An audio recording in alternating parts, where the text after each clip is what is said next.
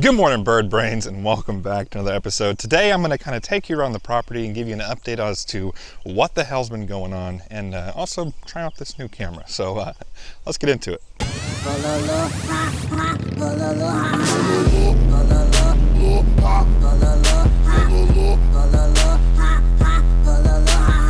So here we are in mid-February, and yeah, the sky is gross. Unfortunately, I was going to do this yesterday and it was beautiful. There wasn't a cloud in the sky, but a cold front moved in and we're down to the chilly 60s. I'm out here in shorts and a t-shirt, so for you guys up north, I'm sorry, but you'll get your payback here in a few months. I don't think I've even shown the property since we got the new house, so let's take a look at that. So there it is, guys. There's the new house. Still, of course, is not finished at the bottom or anything like that, but that's a project for a little bit later down the road. That part is called skirting, and it's not included when you buy the house, and it's extremely expensive. So we're, oh man, this camera keeps wanting to track my face. I don't want that. Okay.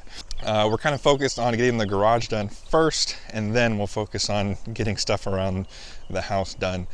Speaking of garage, of course, I'm sure that's what you guys are most interested in, and don't worry, that is what I'm going to be showing you guys right off the bat. So everything on the garage portion, I'm doing myself. And that is part of the reason why it's taken so damn long, just because if you hire people to do it, the cost goes up tremendously. For example, we're gonna be moving my garage from where it sits currently to the spot where I'm about to show you guys. And just to move it, it's probably 75 yards-ish, $6,500. So we said, nope, not gonna do that. In order to get back to the area where we're putting the garage, we had to build our own road, which thankfully, now that I bought my tractor, we were able to do all on our own. And this was the result. It's not finished, I guess you could say, but I'm actually pretty proud of it. It's not professional quality by any means. It still is a little uneven in some spots, but my goal was to kind of get it somewhat level, and then because this is a road base, so you've got rocks, I mean, as big as this, all the way down to, I mean, pebbles. So it doesn't want to lay extremely flat. This is more for just kind of packing down and giving you a hard surface to go on top of. So my plan was to kind of come back with some smaller crushed concrete, probably at a year from now. Give this stuff a long time to kind of pack in the soil, because this soil out here is very, very soft. If we get anywhere close to an inch of rain, it pretty much turns into an entire mud pit. So I'm trying to give it as much time as possible to kind of pack down. But this is the access way to where the new garage will go. Let me go ahead and show you that. So here we are at the back corner of the house. This is where the new garage will sit. This is where the road comes in at. And then I'm gonna have a little parking pad down over here in this area. I'm probably gonna widen this out a little bit. I didn't wanna widen it out too soon because I wanted to make sure I had enough base material to actually make it to the end of the garage. But from here to here is actually over 20 feet wide. So I could put both my trailers side by side, but I kinda wanna extend a little bit more to have area for both the trailers, the tractor, the tractor implements and things like that. Also, if you see this wood pile back here, that is actually the old porch that was on the old house before they moved it. We basically told the guys that bought the house, either you can take it off and have it, or you can take it off and leave it. Basically, we weren't gonna be taking off the porch just because I didn't have the time.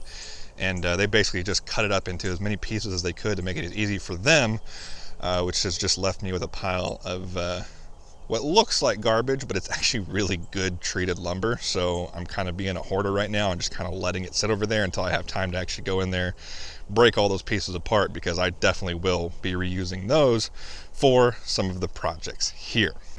So I'm gonna go ahead and kind of toss back and forth between me and future Justin, just so we can kind of explain this pad a little bit better.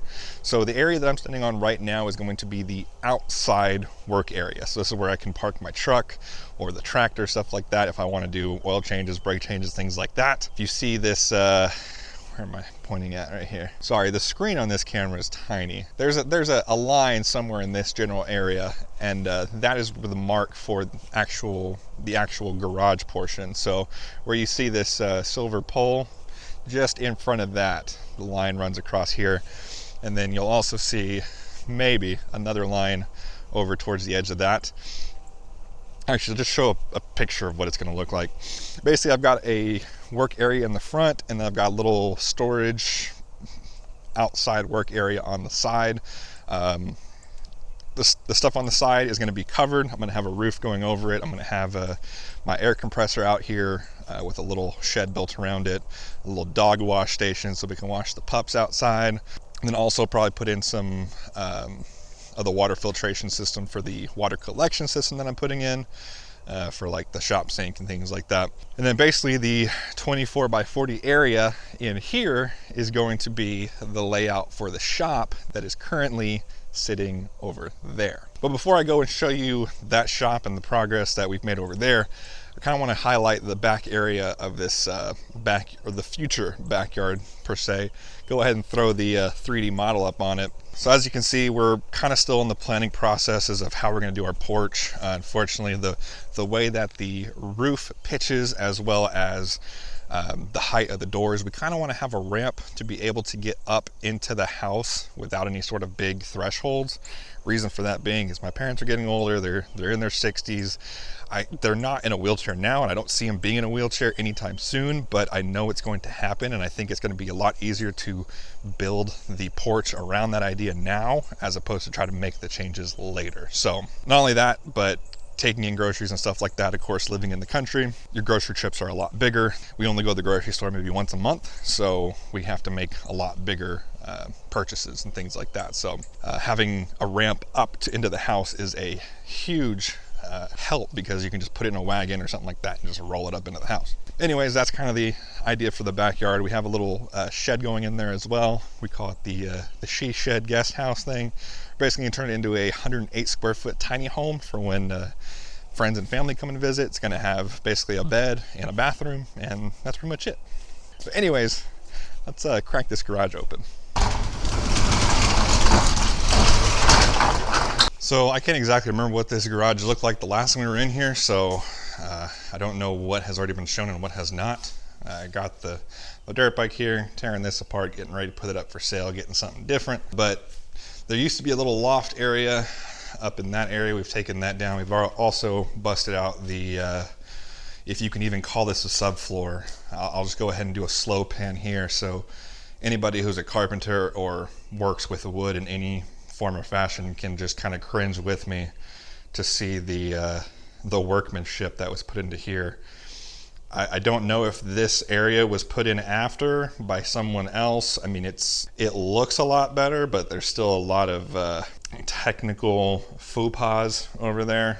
But this side is just, I mean, my God, what were you actually trying to accomplish? It's sitting on the base. It's this base material, the same as what my driveway was built out of.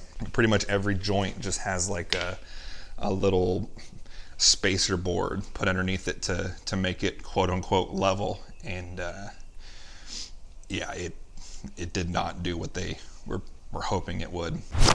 Yeah, so basically all we have left to do here is to get the rest of this subfloor out and disconnect the electricity. We've already gotten all the lights out of the ceiling. We've gotten, I mean, 90% of the stuff moved out of here. We just have little bits and pieces left. I still have all my fuel tanks in here. I don't want to put those into the storage unit until I absolutely have to. And then of course the dirt bikes, which we already have a spot for those in the barn, but yeah, a lot of work in here still left to do. And then essentially the plan, and when we move it, is to take it completely apart, move it that 75 yards, and put it all back together. So not looking forward to that at all. Main reason being is this is a 40-foot long garage, and from that end all the way to this end, these metal pieces are continuous. There's no breaks in them, so that's going to be one 40-foot long. Granted, they're only like 2 or 3 feet tall, but that's going to be a long ass piece of metal to move. Hopefully I can get the OGs and maybe even some other people over here to help with that. Well, there you have it, guys. That's the updates on the property. I once again want to apologize for kind of just dropping off the face of the planet for this long. This was supposed to be a 2-month project, and we're going on month 9. So I'm not happy about it as well. Granted, I don't do any of this for the money, but the hit to my financial income fund money has been pretty drastic, and it kind of sucks, but I'm more excited to get back in the garage and start building bikes and making shit again. It's just, it'll all be worth it. I promise you, it'll all be worth it. We're coming back bigger, better, stronger. I mean, we're literally quadrupling the shop size, so I mean, it's going to be projects galore once we get up and running, guys. I promise. But anyways, that is going to do it for today's episode. If you like this video, go ahead and hit that like button. If you haven't already, go ahead and punch that subscribe button. And as always, thanks for watching. I'll see you guys next time.